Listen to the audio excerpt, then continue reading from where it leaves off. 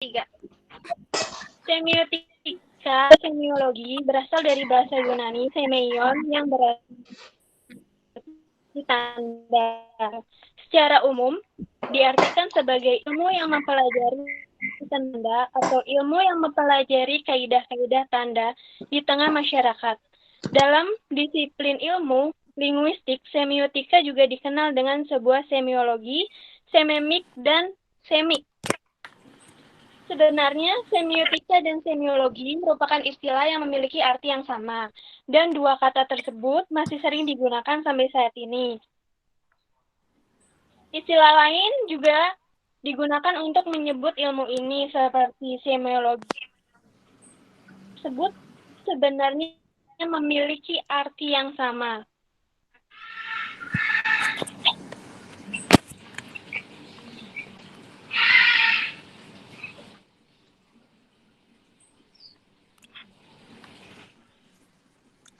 Pada perkembangannya, istilah semiotika lebih digunakan pada negara Amerika. Tokohnya Charles Sanders Peirce pada tahun 1839 sampai 1914. Sedangkan semiologi digunakan di daerah Eropa. Tokohnya Ferdinand de Saussure dari tahun 1857 sampai 1911. Namun, kedua istilah tersebut, semiotika dan semiologi, pada dasarnya adalah sama.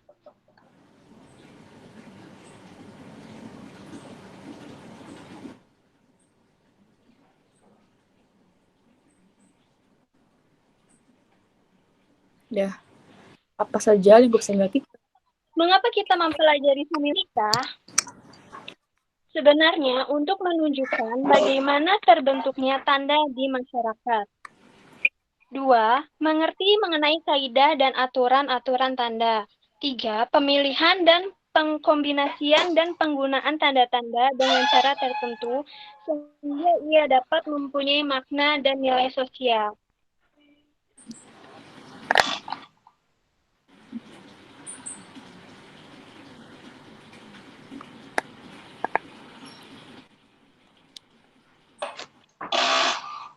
Apa saja lingkup semiotika?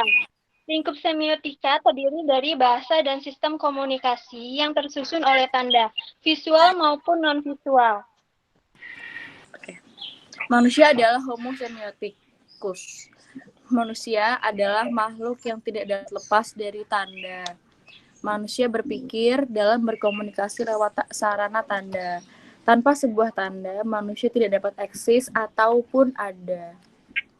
Nah, buktinya kalau manusia sebagai homo semioticus tuh, 1, laki-laki yang sedang jatuh cinta memberi bunga sebagai tanda cinta kepada kekasihnya dari Valentine, contohnya. Terus dia melempar koin untuk mendapatkan tanda terhadap sesuatu yang akan diputuskan dengan cepat.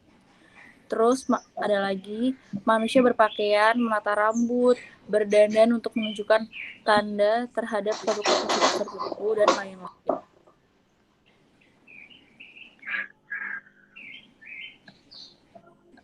Terus tanda bertebaran di mana-mana itu bisa di sekujur tubuh, bisa kalau pas senyum, pas lagi bicara, berpakaian, makan, dan minum.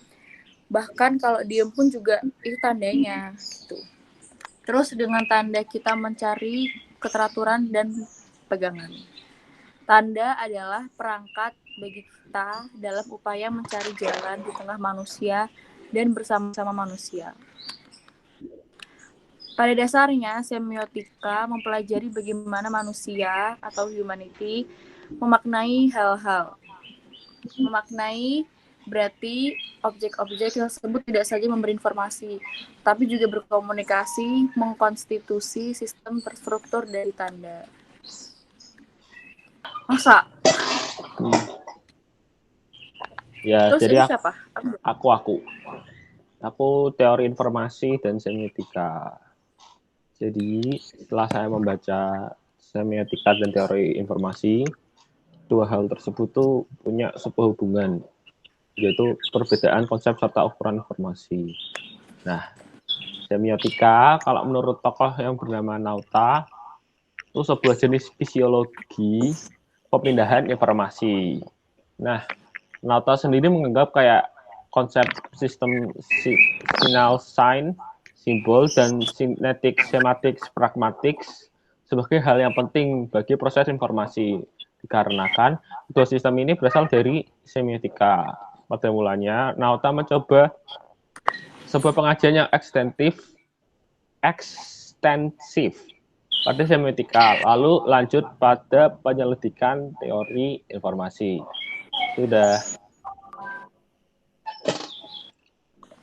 Semiotika menurut tanda-tanda basis dari seluruh komunikasi. Manusia dengan perantaraan tanda-tanda dapat melakukan komunikasi dengan sesamanya. Kajian semiotika bisa dibedakan menjadi dua jenis, yaitu semiotika komunikasi dan semiotika signifikasi.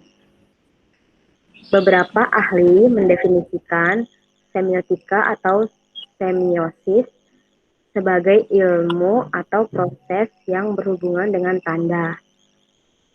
Semiotika menjelaskan jalinan tanda atau ilmu tentang tanda dan secara sistematik menjelaskan esensi, ciri-ciri, dan bentuk suatu tanda, serta proses signifikasi yang menyertainya. Mereka juga mengemukakan tiga macam inquiry semiotika, yaitu semiotika murni, deskriptif, dan terapan. Dapat dikatakan bahwa studi semiotika disusun dalam tiga poros. Poros horizontal menyajikan tiga jenis penyelidikan semiotika. Yang kedua, poros vertikal menyajikan tiga tataran hubungan semiotika. Dan yang terakhir, poros yang menyajikan tiga kategori sarana informasi.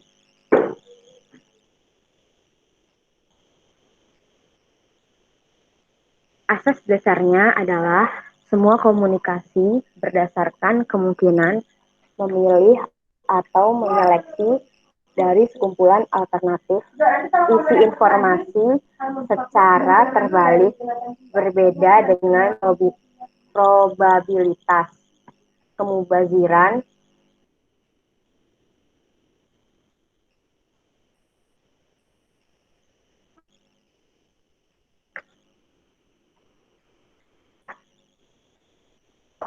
Charles Sanders Peirce menciptakan semiotika agar dapat memecahkan dengan lebih baik ihwal inferensi. Semiologi juga membahas persoalan-persoalan signifikasi dan komunikasi. Semiotika membicarakan kedua hal ini sedemikian rupa sehingga batas antara semiotika dan teori komunikasi tidak selalu jelas. Antara kedua teori ini, dalam pandangan Eko, terdapat perbedaan tujuan dan metode. Teori lain yang dekat dengan semiotika dan kadang-kadang cenderung dikacaukan dengan teori tersebut adalah teori informasi.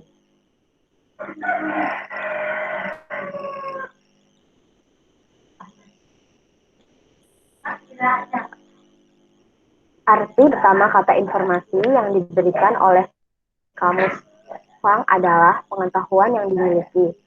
Arti umum kata informasi berkenaan arti yang diberikan oleh teori informasi.